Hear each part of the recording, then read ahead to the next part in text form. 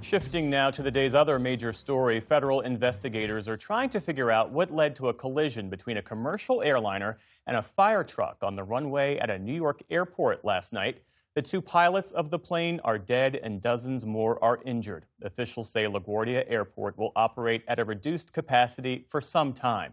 As Stephanie Sy reports, it comes at a moment when the nation's air system is under considerable stress. A jet barrels down a rainy runway and crashes into a crossing truck.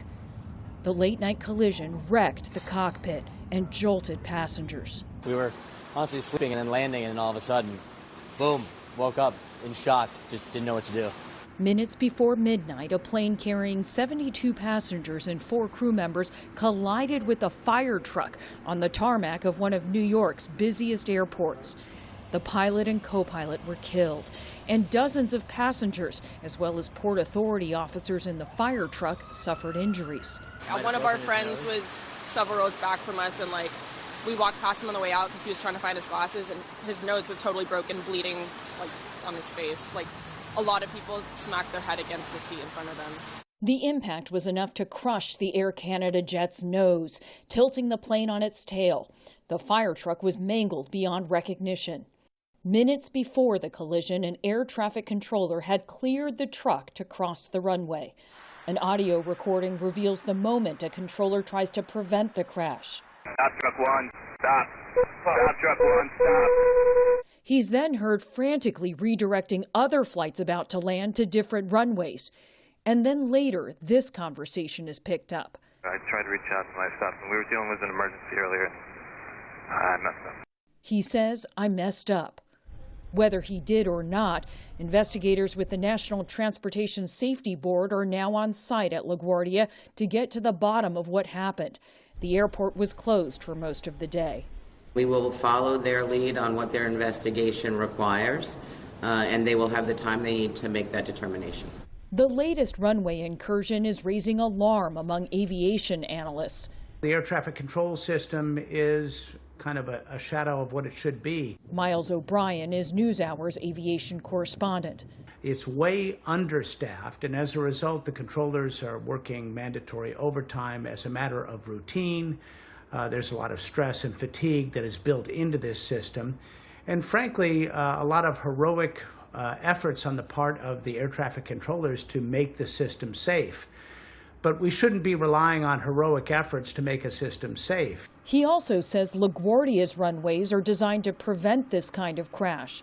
So there are 20 airports, give or take, in the U.S. that have this technology called runway status lights.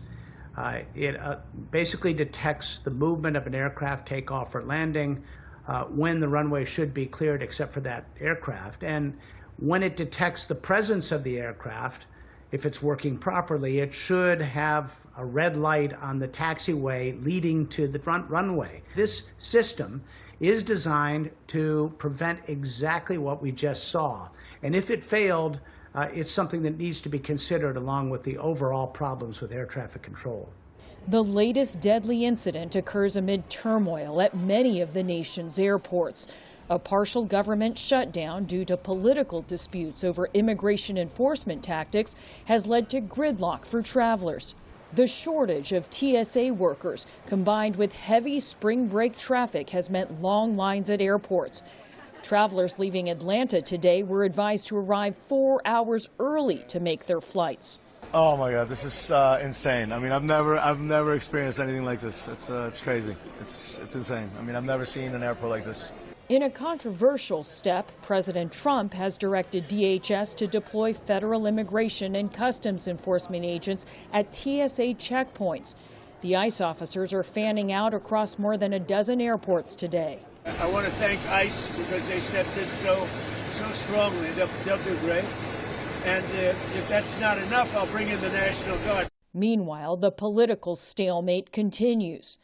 And I told the people, don't settle, because we have something bigger.